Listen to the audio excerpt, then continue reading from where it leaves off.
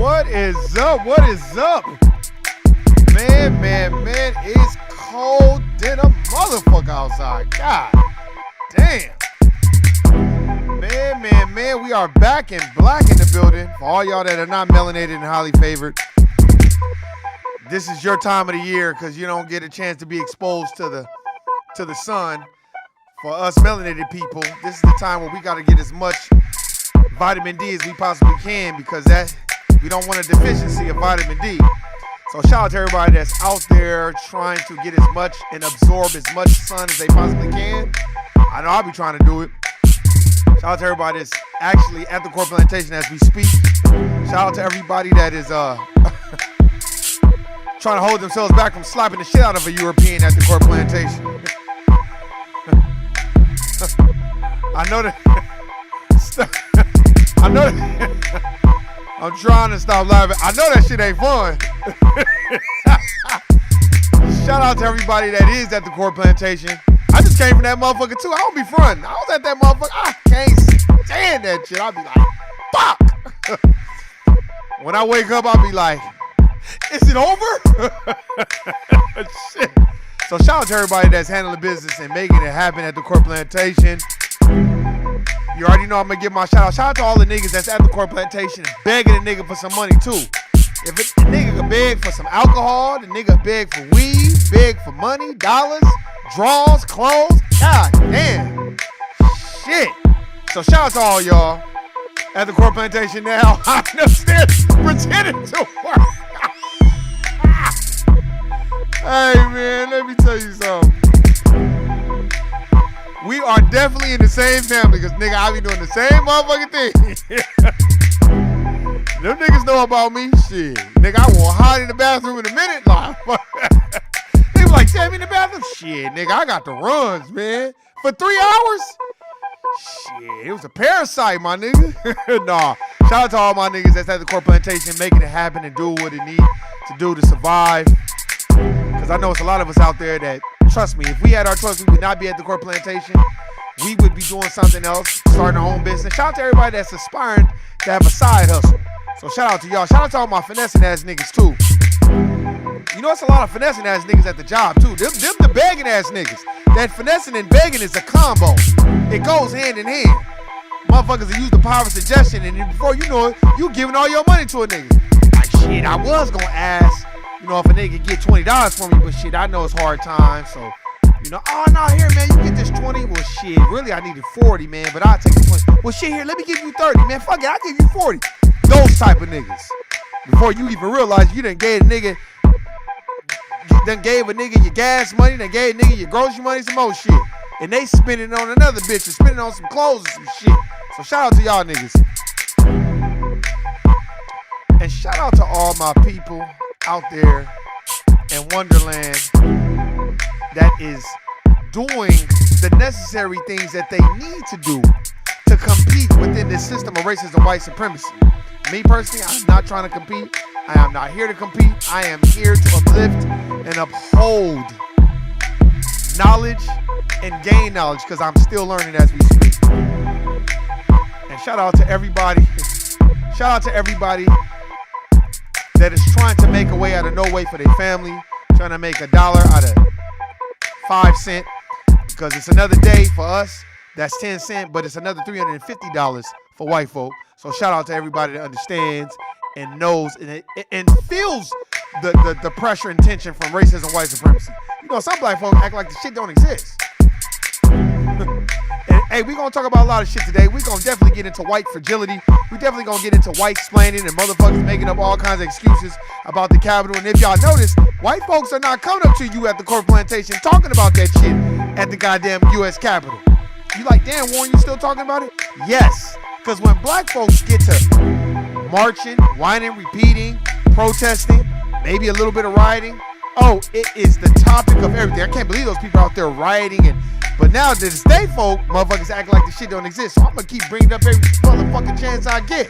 Just like that U.S. Olympic swimmer that was out there at the U.S. Capitol. Now they start to pull people's cars because they're getting a lot of backlash and pressure. So we're going to get into a lot of shit today. And like I said, like always, shout out to all my niggas and all my women that are reading and ascertaining the knowledge that it takes to survive. Each one needs to teach 21. So shout out to everybody that's reading to you. And much respect to you, because if you're not reading, you're not learning. If you're not learning, you gotta get the fuck away from me because you ain't growing. We're gonna get into it right now.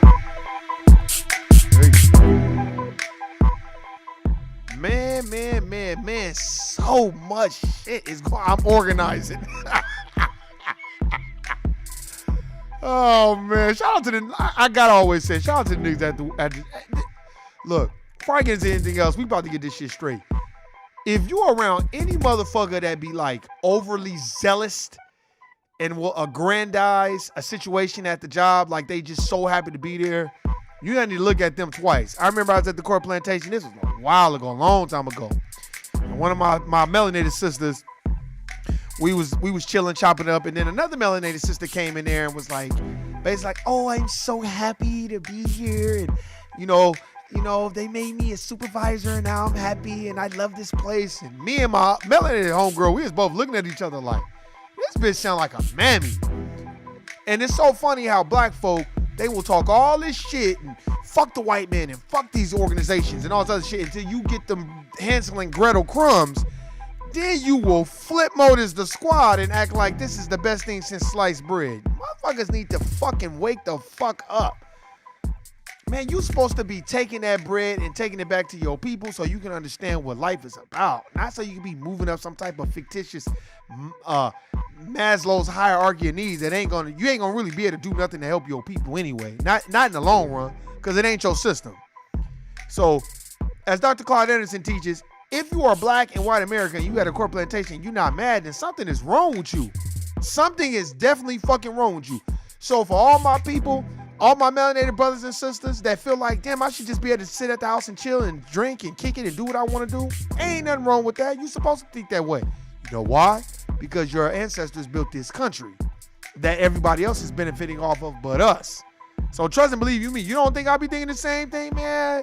Shit, every day I wake up, I'll be like, man, I just hope one day I get a call that one of my family members done won the lotto, done won $50, $100 million. I'm quitting. You damn right. Well, what if they gonna give me some money? Or they better not call my ass. Shit. Because please believe you me, a nigga is not trying to be at nobody's corporate plantation for no living. I've seen so much fuckery and bullshit. Motherfucker work at a corporate plantation for 30 years and then die. And then all they gonna do is talk about what a good nigga you was. Man, fuck all that, man. You gotta think outside the box, man. You gotta understand, man, that part of your life is a part that really you should compartmentalize it, become introverted, and then when you get around your fellow melanated brothers and sisters, y'all might have and can pair and share notes about things that y'all don't like, and then you think of solutions. That's why I'm always kind of like, okay, every day to me is a school day. I'm still learning, as Nearly Fuller Jr. teaches. That's 2. And 3, I always try to figure out ways of, okay, when I do finally leave this motherfucker, what am I gonna do? How am I gonna do it? How am I gonna go about it? And the reason why I say that is because white fragility is a part of the law enforcement, the police department, corporate America, NBA, NFL, MLB. It's all under the same guise. It's the same shit. And people be thinking that somehow, some way is different. That's why black folk get judged entirely different from everybody else.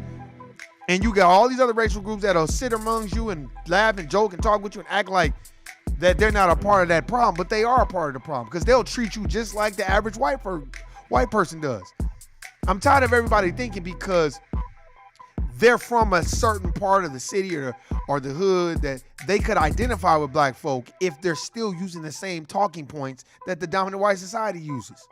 That's a fact. That's why the dominant white society, in my personal opinion, will usher in this vaccination or whatever the fuck they want to call it for this pandemic that they got going on, right? They will usher in this, and then anybody has an opposing theory or contrarian to this belief system, you get shut down. They treat you like you got the plague, and then they come up with new and inventive ideas and ways to try to shame you into doing this. It's like voting. Like when a motherfucker, I remember a motherfucker was just like, I was laughing about the Trump shit. Motherfucker was like, I can't believe you laughing. I was like, I'm laughing at it because he's an equal opportunity racist.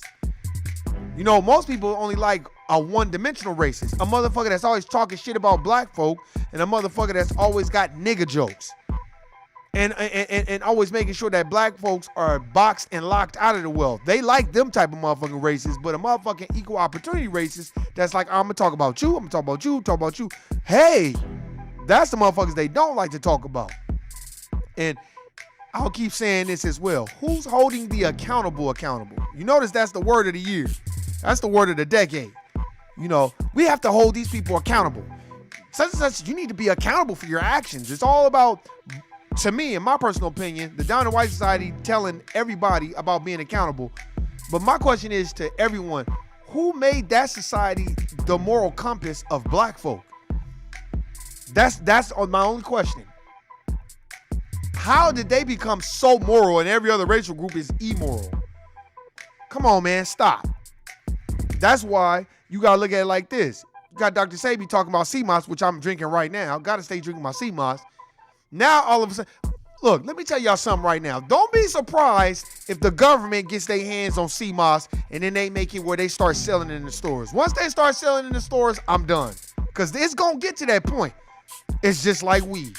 Weed was the all devil drug. It was the black person's drug. It's the devil's drug. You know, they try to tag and bag us with that. right? And locked up with your boy Joe Biden over 550,000 black people for mandatory minimums. A lot of them was drug possessions with marijuana, not even fucking cocaine, all this other shit that they try to tag us with and give us that jacket to wear. Now all of a sudden marijuana is so good, so therapeutic. Now that white folk can get their hands on it and make money off of it, now you can open businesses and do everything. But what about all those black people that you locked up? This is what I mean. When the government get their hands on shit, that doesn't mean that it's gonna naturally be okay for you to use. I'm saying it now. I hope everybody listen. Mark my words. When you start seeing CMOS gel and CMOS sold in grocery stores, I'm done. I'm only fucking with the same people I've been getting my shit from. I will not fuck with no grocery store shit because anything that they put in that money, first of all, the shit that you getting out of there in the first place is fucked up. That's why you gotta go get to Hootie Ma Ara to get all that bullshit up out of you. Cause straight up, unless you living, thank you. Now you can buy weed in your local stores. Exactly. So what does that tell you? Look, let me tell you something, man. This is just my perspective. Anytime, in my personal opinion, in my perspective, the government gets their hands on something, it never ends well. It never ends well. Motherfuckers act like tobacco just came into use when the government and private organizations start selling it. If you read They Came Before Columbus by Dr. Ivan Van Sertima, it talks about how the Moors was using tobacco, the tobacco leaves, to heal the inside of your body. You would stand over it and they would smoke it raw, or they would light it, stand over it, and let it go through your anus, your asshole. It would heal the inside of your body. If you had stomach ailments, diarrhea, shit like that, it would naturally heal you. But what happened was white folk got their hands on it, pasteurized it, put their remix on it, and that's exactly why it is what it is today. I'm telling y'all, man, if you can go get weed at your local grocery store or your local liquor store, that's a problem. Y'all niggas don't think, good for you. Go ahead and keep doing it. I'm just saying, now that they made marijuana where it's profitable for them, now it's okay. Just like CMOS. CMOS has been big East Coast. And CMOS became really big over the last couple of years or so because of Nip, RIP to Nip, and Dr. Sabi. But I was on CMOS a minute ago. A long time ago. But the thing about it is most people don't really want to listen to you until they see other people using it. And then they want to listen. It's just like a rapper that is a very good rapper, and a couple of people like, dude, this dude is hot. But what it takes is a culmination of people that's like, yeah, he hot. And then once they start riding that train, then all of a sudden he's the biggest person. Like Nip been talking about Dr. Sabi and all this other shit. This ain't nothing new to him when he was alive. But all of a sudden, because he passed away, all of a sudden everybody wanted to be on Dr. Sabi. That's why I always tell that story about these young women. I don't know if she was Philippine, I forgot, but they classify as white. And it was like, oh, you follow Dr. Sebi? And I was like, yeah, I kind of been following him. And she was just like, yeah, his stuff is amazing. I was like, yeah, well, then you should be thanking the Honorable Elijah Muhammad. She was like, who was that? I was like, the Nation of Islam, black Muslims? She was like, for what? That's where Dr. Sebi got a lot of his teachings from. You can Google it. And then the bitch didn't want to say shit. Because you notice how they try to separate Dr. Sebi from the Nation of Islam like as if he wasn't no Nation of Islam. Stop. You got to start checking people. You got to start looking at people and looking at what's going on. If it's popular, then they fuck with it. If it's not popular, they don't want to fuck with it. Stop. I also take stock in inventory on how they are making so many excuses for these anti-black racist people who stormed that Capitol. And now they're like, oh, we're filing names and we're looking. Then all of a sudden, the dude that had the motherfucking Confederate flag walking around in the state capitol, they talking about they can't find him. Stop. Then the man that was grabbing the black woman and pulled her wig off and did all this other shit, talking about he was protecting her. Nigga, you the most racist motherfucker I've ever seen. Stop. You along with those motherfuckers. If I was in the vicinity of a gang and the gang ransacked somebody and did some illegal shit, they're gonna throw in a gang injunction on me just for being guilty, just for being by him, guilty by association. So all of a sudden he's not racist, but everybody else around him, stop. All the white fragility, the deflection, the alligator rolling, the propping, the splaining, Stop, man. I'm gonna play this audio of this. I'm gonna play this audio of this Michael Sherwin. I think he's the U.S. attorney for the District of Columbia. And when I play this, you're gonna be like, man, this motherfucker. Hey, what's going on, Wendy? I see you on break tuning in. Hey, corplantation ain't no joke. I'm about to play this audio, man. I want y'all to really listen to this shit. This motherfucker, boy, you talking about making excuses. I just want you to listen to this shit. We gonna go over it. I want you to really listen to what the fuck he's saying, because this shit is funny to me, man. I mean, just white fragility all day. FBI is working on that to find that individual or individuals who planted those devices. So in addition to just those rote cases we're looking at, we're going to focus on the most significant charges as a deterrent, because regardless of if it was just a trespass in the Capitol or if someone planted a pipe bomb, you will be charged and you will be found. Yeah, but what will you be charged with? Because you're not going to charge the same person with planting a pipe bomb as somebody that just walked in the Capitol. And then the way they walked in the Capitol, they were escorted by U.S. Capitol Police. So stop acting like they just broke in. They had help. And the FBI, I feel like, knew the shit was going on in the first place. In addition to that, we've also focused on an emphasis on assaults and batteries on police officers, both. Oh, now you see how they get they smart, man. The Donald White Society are geniuses. They put him out there, Mr. Michael Sherwin, the U.S. attorney. Well, you need to go out there and you need to tell them something, because we're getting a lot of heat. And this probably was the Democratic Party. Who knows who the fuck had him out here doing this shit? But this shit was last week, and now you just now making a statement? You should have been talking the day they did this shit. The day they did it, you should have been like, I hope you guys had a good time, because everybody that was there, you're on the camera, we have facial recognition, and you will all be found, and you will all be going to prison. All of you. And then I guarantee you motherfuckers would have been turning themselves in. But you want to wait days after this shit done took in place to be like, oh, well, we're gonna, if you planted a pipe bomb, or if you just broke in, you're gonna be facing charges. Not you're going to jail. You're just facing charges. Federal officers and local MPD officers that were assaulted. And as the days go on, there's going to be more social media, and people will recognize that in some instances, MPD and Capitol Police were in open-handed combat with some of these persons inside the Capitol. We know that already. We saw that. You don't need to see. This is what I mean to y'all when I be telling y'all about Tim Wise and Jane Elliott talking about racism, white supremacy. We already know all that.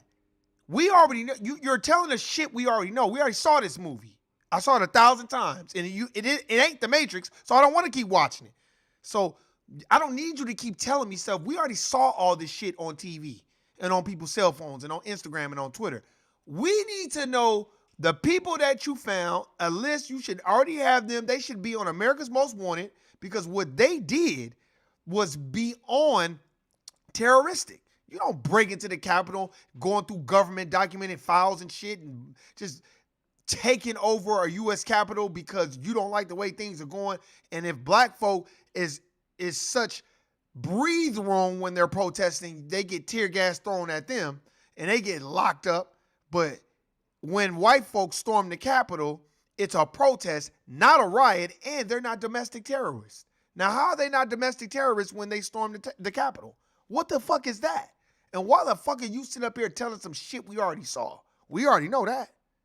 Where tear gas was used on the Capitol Police and federal officers, and they were also used against some of these rioters. So, wow. The rioters used tear gas on the police. Imagine if black folk threw tear gas at police, what would happen? They'd be killed. They'd be assassinated right there. They'd be killed instantly if we used tear gas on law enforcement. But white folks can do it. And you see how he's like, well, it was used on them too. White fragility, deflection, making excuses, making it seem like, oh, that didn't really happen what you saw. The picture is going to build. I think there's a lot of misconceptions about what happened within the Capitol. What are the misconceptions? You see? Listen to the words. Misconceptions. They will be found. They will be facing charges. Not they will be found guilty and going to prison. They will be facing charges. Well, Darren Wilson was facing charges too, but he's found not guilty. Stop it. A lot of police officers that didn't kill men unarmed, black men unarmed. They were facing charges, but they didn't go to prison. So what does that mean? And it's going to come into laser focus, I think, over the next weeks and days. And I think people are going to be shocked with some of the egregious contact that happened within the Capitol. The third area of emphasis that our office is also focusing on is we set up a strike force to focus on assaults on the media. Some people aren't familiar. That's Oh, and you know what's so funny? Because when black folks protest and riot, we don't assault the media. We embrace the media and tell the media exactly why we're out here protesting and rioting. But white folk, they was fucking up media, tearing up their shit, fucking with them, putting their hands on them. And you know why he's saying all, and this is my personal opinion, he's saying all this shit because he knows it was all on camera. Everybody was putting it all on social media, so you have to talk about it, but this is shit we already know. They just taking you on the alligator roll, in my honest opinion. some of those rioters specifically targeted members of the media and assaulted them. So we have assigned specific prosecutors in our office to focus on those cases as well. And I'm naming all these different strike forces to just emphasize, regardless of who the victim was, regardless of who the perpetrator was, we're treating all of these cases equally. Thank you very much. Oh, we're treating all these cases equally. So what does that tell y'all?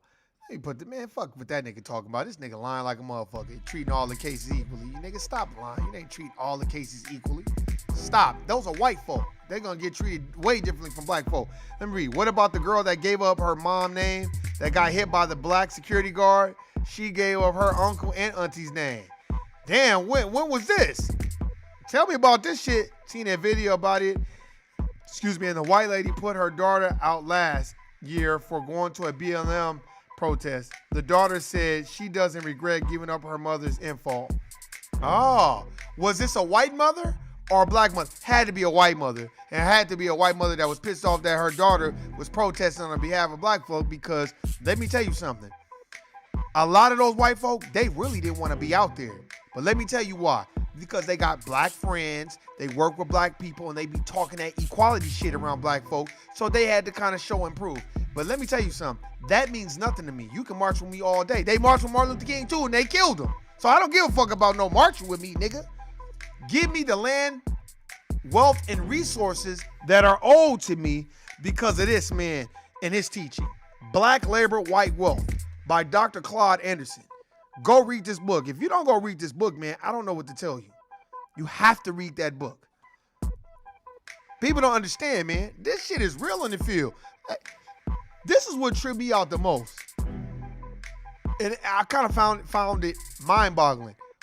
You notice ain't no Caucasian motherfucker, no European. They are not talking about them storming that Capitol. And if they are, they're in defense of them storming it. Like, yeah, they should have done that. But when black folk get together and protest peacefully, it's a problem. It's tear gas, it's smoke bombs, it's flash grenades type shit. You know, it's riot gear. It's, you know, I've never seen so many people gather and storm a building, and you see the police running from them. You see some police running from them. You see some police trying to negotiate with these people. Some police was just opening the gates and the doors for these people. I'm like, wow. But black folk can't even march on the street, and they like, all right, you guys, it's a curfew. Y'all need to go home. And how many police officers got assaulted? But you didn't see no motherfuckers get killed. If they got killed, it was probably some other white folks, some white on white crime. Go check out that last podcast I did about white on white crime, man. This shit is real. Look, if y'all not even getting treated in corporate America on the corporate plantation, why the fuck you think you gonna get fair treatment on the street? That's one. Two, why does everybody think that is black, that law enforcement is not racist and they can't be immoral? Why do people think that? And two, you're taking Caucasian police officers and putting them in situations where they're unfamiliar, one, and two, they've already been socialized not to even like black folk. So now you're putting them, that's a double negative. And then you're putting them around black folk, and you wondering why all these white police officers are shooting to kill black people. Because police stereotypes. They don't give a fuck about who you are, and they're not trying to get to know you. That's why they think it's called shoot first, ask questions later. So if that's being done in law enforcement, what do you think is happening at your corporate plantation? What do you think they think about you? You think because they smiling with you? Most motherfuckers, I'm gonna tell you, Most motherfuckers have been socialized, black folk, melanated people, to go to work, go to school. No, go to school so you can get you a good job and go to work. And then you're not successful unless you have achieved white people's success and gotten a pat on the head by them and deemed safe to them. And then they let you in their inner circles, and then you feel like you feel a part of something because they're telling you things that allegedly they never told nobody else. Man, get the fuck out of here, man. Y'all niggas better wake the fuck up. These people don't give a flying fuck about you. They don't give a fuck about your mentality, your people. They for the most part, think most black folks are deaf, dumb, and blind, don't read books, don't invest in stock, don't understand exactly what life is about. When you start seeing that, you understand it. Once you understand it, you have to move accordingly. You can't have, I would say, the mentality of, oh man, they really like me. You have to always be on guard to know, well, they hate me. Because if they didn't, they would be changing the scenario and changing the narrative. Think about it. Most people from other racial groups think that slavery was like 300 years ago. That's why when you bring it up, they look at you like, how dare you bring that up? No, slavery was not no 300 years ago. Slavery was 50 goddamn years ago. Y'all niggas better wake the fuck up and go read Slavery by Another Name by Douglas Blackman. What the fuck y'all think was going on 60, 70 years ago? You didn't think they still had black people working on fucking farms and plantations? Because that's all they know? Y'all niggas done lost y'all fucking mind. I don't think that the North was so much better than the South. Please. North white folk didn't give a fuck about niggas just like Southern white folk did. It's just Southern white folk was more blunt and upfront about it. Kind of like Donald Trump. Same shit. Motherfuckers gonna get it, man. Let me tell you something. They're now about to start rounding up, acting as militia, Donald Trump supporting white folk, to frame this picture that it's about justice and what they did was a crime. Stop. Let me give you a little bit of education on the FBI. Go read this book. I'm gonna keep talking about it. Go read this book, The Burglary. Go read the book. It's the book Eli, but go read the shit, because the book tells you all you need to know about our so-called FBI. And J. Edgar Hoover and all the fuckery and bullshit he had going on with his cross-dressing ass. Couldn't stand niggas. Had a whole plan across the United States of America Incorporated to seek and destroy the next black messiah. He's the one who coined the term COINTELPRO. Seek and destroy, come amongst them. We want information on Elijah Muhammad. What is Elijah Muhammad's next move? Then they use Malcolm X as a tool to do all the bullshit. Trust and believe you me. And then they turn around and kill Malcolm X when he was no longer useful to them. That's what I think. Go watch that documentary on Netflix, Who Killed Malcolm. Go watch that shit. As black folk protected the real killer of Malcolm X all those fucking years. And he was protected by the dominant white society, the FBI. They know what the fuck is going on. That's what they do. Go read that book, The Burglary. It breaks down a lot of what the fuck they are capable of doing and what they have done. That's why they will deem, I'm reading too in this book, The Destruction of Black Civilization. It's so funny how they were like, well, ancient African belief systems in religion was more about, it wasn't about worshiping the ancestors, but it was more about ancestor reverence, giving reverence and respect to the ancestors. Kind of like worship. But they took it and tweaked it and remixed it and made it where it was witchcraft. You know what I mean? Where it was witchcraft. And I forgot this dude that they was talking about. I gotta look him up. But not look him up, it's in the book, because I've been going through and highlighting a lot of shit. And he was one of the greatest like kings or whatever. And they basically called him like magical because he treated the people so well, and the people believed in him so much he was able to use absolute power because he had the will of the people behind him. You know what I mean? The very, very good book. Like I said, talked about the Masi people and how they were the greatest horse breeders in Africa. But we wouldn't know that.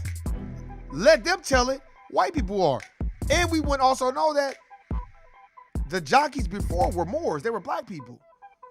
But they don't tell y'all that because they got the history, they remixed it, and then they gave back to you the shit that they deemed that they wanted you to have. And it also talks about the destruction of a black civilization. Very, very good book. It also talks about how we were self-destructing before Caucasians were able to even really get their hands on what we had going on. And to a certain degree, I agree with that.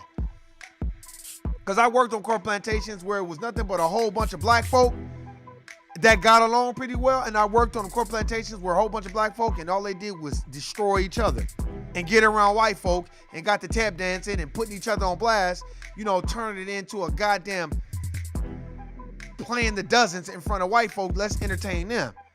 So I've been on both sides, man. The shit wasn't great on the side that I saw. Now, I've worked on corn plantations where it was a lot of black folk and they all got along. They all were on the same page and they all had differences, but they kept that shit outside of work. The most maturest place ever, and it was Opportunity Village. I worked with a lot of black people at Opportunity Village. And that core group of black folks, it was some coons and some sambos, but we all knew to be on code when it was time to be on code. And that was the most mature, best black environment I've ever worked in, like to this date, because everybody knew what it was. It's crazy. It blows my mind because to this day, I've never been able to kind of replicate that. And I worked at the YMCA and there was a lot of black people there. We was on code, but it wasn't as many. Shout out to my nigga Leo. It wasn't as many. Shout out to Leroy. It wasn't as many black folk there. But at Opportunity Village, hella black folk and niggas was all on code, and it was mind-blowing and boggling to me because that kind of gave me a different perspective of how you conduct yourself on the job. Like, nigga, pull your car real quick if you like doing some suspect shit or some shit that is detrimental to the core group of the black folk. A motherfucker pull you to the side, be like, hey man, don't do that. I've had, I would call him like the senior counsel at Opportunity Village, pull me to the side, be like, hey man, Warren G, man, don't do that shit, man. Woo, woo, woo. I'm like, all right, cool, I got you. And I've had people pull me aside, be like when I tell you that, when I say that story about this old ass black woman that was a mammy. And they, it was older black people that worked there that was like, man, don't listen to that bitch. That bitch is a fucking coon. That bitch is a dry stitch coon, run up under that Filipino broad. She don't even fuck with niggas like that. Because that lady give her a ride. And then I started to notice it myself. And then I noticed she never really hung out with none of the black people. She was always up under her, up under the Filipino woman. I was like, oh, okay, I get it. I see what that shit is. They right. So I learned a lot. That's why y'all always hear me. I always talk about Opportunity Village. That was probably one of the best corporate plantation environments, because when you get done wrong by somebody part of the dominant society, everybody came together. I mean, when I had a problem with this dude and he was just tripping and just letting this lady just treat us like shit, and it was me and it was the mammy in this department, and it was another black sister. And the black sister used to be having my back and taking up for me, and I used to take up for her. But the other mammy she was just a mammy. And then all the other black people came together like, nah, Warren, man, if something happened, we got you. Woo, woo, woo. It was one of the best situations I've ever worked around. Straight up. And you like, why, Warren? Because, man, it was so mature. Everybody knew, okay, we all gotta be here. So fuck it. We gonna be here, but we not gonna be throwing each other under the bus and telling each other, hey, what's going on, Tommy? I see you. And I learned a lot from that. I'm telling you, we used to have meetings. I used to be in there cracking jokes. All those niggas used to be laughing. And then only the mammy used to be trying to come to me on the side and talk all this shit. And one day I just kind of snapped on her, man. Not to tell her, I don't take advice from women who are older than my mom and catching a bus. And then after that bitch left me alone. And she never said nothing to me again. And I didn't feel bad because she was being oppositional of the core group of black folk, and she was being off code. I got on code immediately. When I saw all the black people sit down together during lunchtime, boop, I'm with the black folk. Not because I was afraid or anything like that. No, I just was like, I want to get to know my people. Like, I don't know them. And let me tell you something. Them niggas embrace a nigga, put a nigga on the game, everything. Like, even when I left that situation, them niggas like, damn, Warren G, nigga, you leaving? Damn, it ain't gonna be the same without you. But it was just a great environment. So I've been on environments where niggas are on code. And see, I didn't take it for granted because I never forgot it, because that was years ago.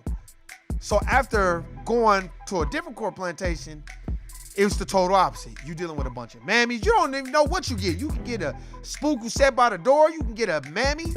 You can get a come-at-me Harris type motherfucker who not even really black, but been around black people and use that blackness so they can get into a position of power. And then once they in that position of power, they around their own culture and they white folk. It's crazy when you work at these corn plantations, man. Y'all niggas think I'm gonna write a book about that shit, man.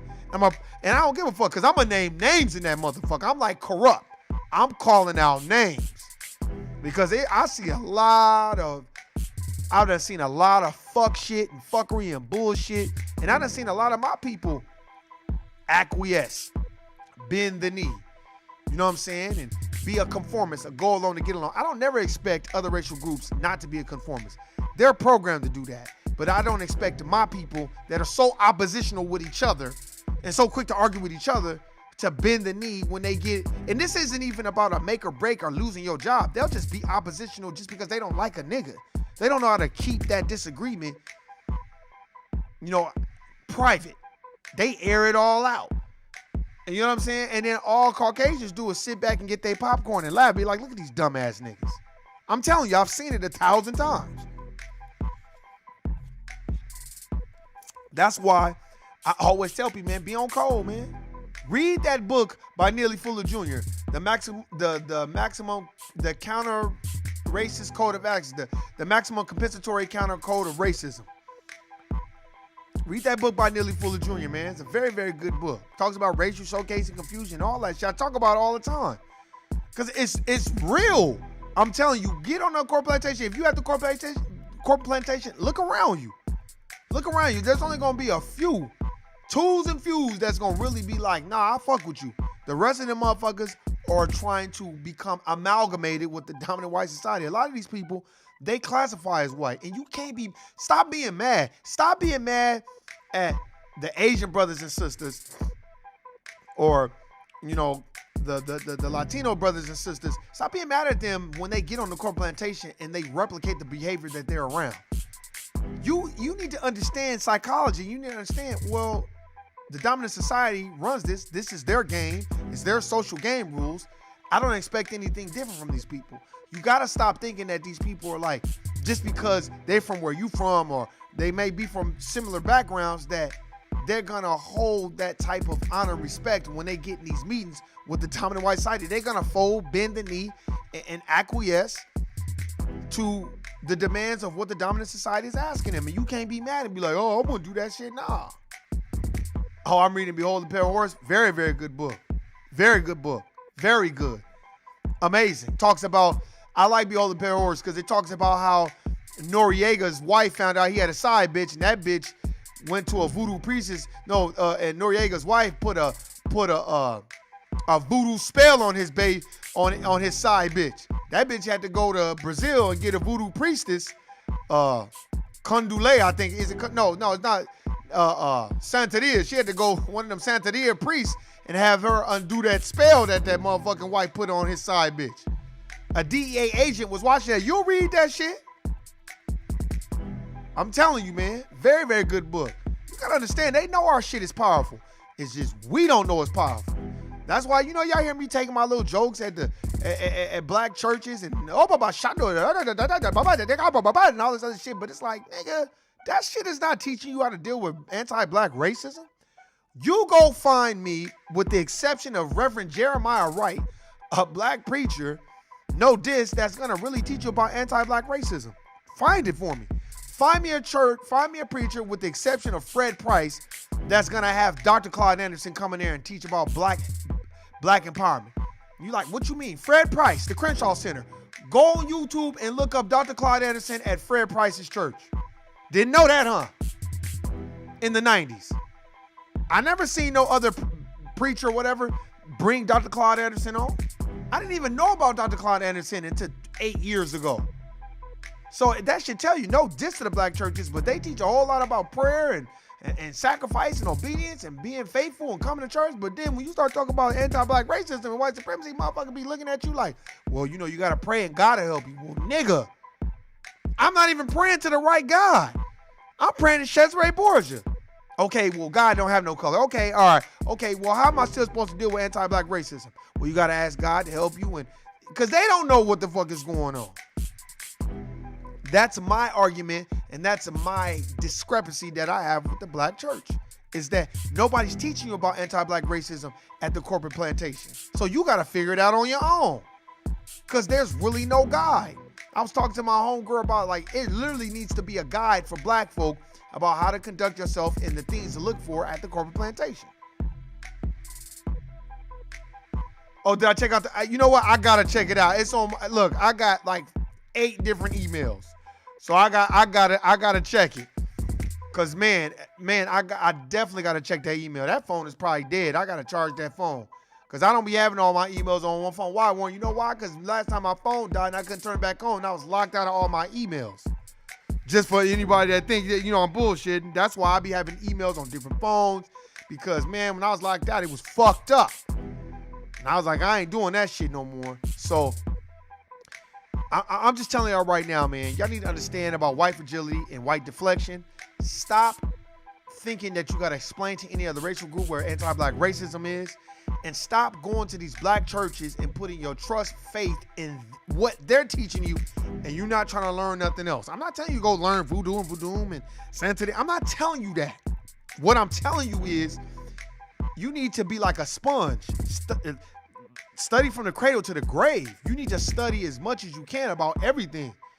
Right now, since I have been bereft of knowledge when it comes to black history, that's why I'm reading The Destruction of Black Civilization. That's why I'm reading about the Moors. That's why I'm reading about ancient African civilization. Because I didn't learn none of that shit in high school, and I definitely didn't learn that in my home.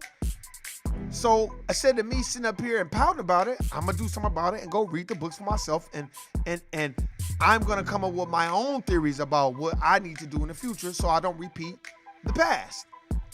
And that's all you can do. If you read 5 minutes a day, that's better than not reading at all. I'm not saying you got to read all day on Saturday and all day on Sunday. Read 10 minutes a day. That's how I started off, 15, 20, 30 minutes. Then it got to an hour. Then it got to 2 hours. Then it got to 3 and 4 hours, to the point on Saturday and Sunday, I was reading 4, 5, 6, 7 hours on Saturday and on Sunday. I was literally reading a book a week. And that ain't good sometimes because it's hard to retain a lot of that knowledge. Why do you think I'm reading The Destruction of a Black Civilization again? That's why I read this book, Two Nations, again. Because some of that shit, you read it so fast, you can't remember the shit.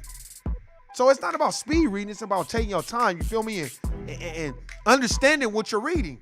Nigga, sometimes I got to read, like Dr. Frances Welsing, I didn't read that book fast. I had to go back and reread certain shit like 3 times. Like, damn, what she said is deep as fuck. You know what I'm saying? So it's like, you just got to take your time, and I think you got to be in the know. What do you mean in the know, Warren? You got to know what's going on. Stop taking things, lightly, like, it'll come. No, it won't come around, man. You got to understand that. When you have been bereft of knowledge, or you've been robbed of knowledge, not even robbed, like people just didn't teach you because they didn't know, or whatever it is, then it's your job now to go study. Trust me. That's why I go hard on black churches, because I'm like, man, I grew up in so many black churches I went to, and let me tell you, they will focus on tithes, they will focus on reading the Bible. But let me tell you something. When I got to the court plantation, none of that shit helped me when it came time to deal with these anti-black racists throwing curveballs at a nigga every chance they get. Okay, thank you. Some people could read a book in a day. It'd be like 300 pages. A motherfucker could speed read and get done reading that book. I can't do that because I want to know what the fuck I did that. When I was reading a book a week, I'm like, nah, man, I had to like slow down because I was getting through the book so fast, I couldn't remember a lot of the shit that I was reading. That's why I'm reading Destruction of a Black Civilization. Now I got to highlight it, and I'll just be highlighting hella shit. So now when I pick up that book, I can go back to it. You know what I'm saying? And another thing I learned too, hey man, take your time. And when you read stuff, try to relate it to things that you see in your life. And you like, why? Because that's the best thing to do. Exactly. Now that I'm older, it's slowed down. That's real. But hey, man, like I said before, white fragility is real. You should go get that book, White Fragility by Robin DiAngelo. Very, very good book.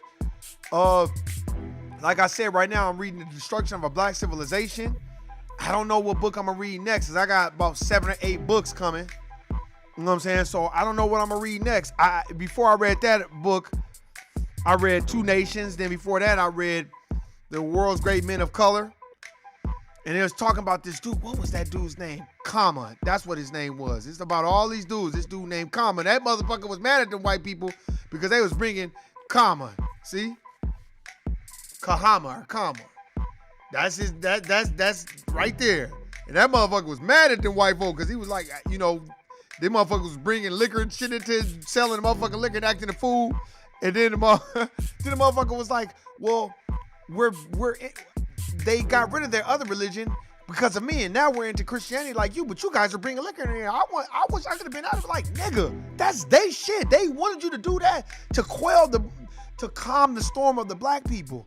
And that's what they do. They use black folk to settle down black folk. That's why they got Reverend Jesse Jackson and not really him anymore, but Al Sharpton and Ben Crump to quell the storm and then settle. And remember this, Ben Crump is not no civil rights attorney. He's a settlement lawyer. That motherfucker ain't trying to settle no civil rights. But hey, man, I appreciate everybody listening, subscribing. Hey, man, if you're around a motherfucker that's sandboning and mammying and telling, guilty nigga, hey, man, love, live life. I'm out. Peace.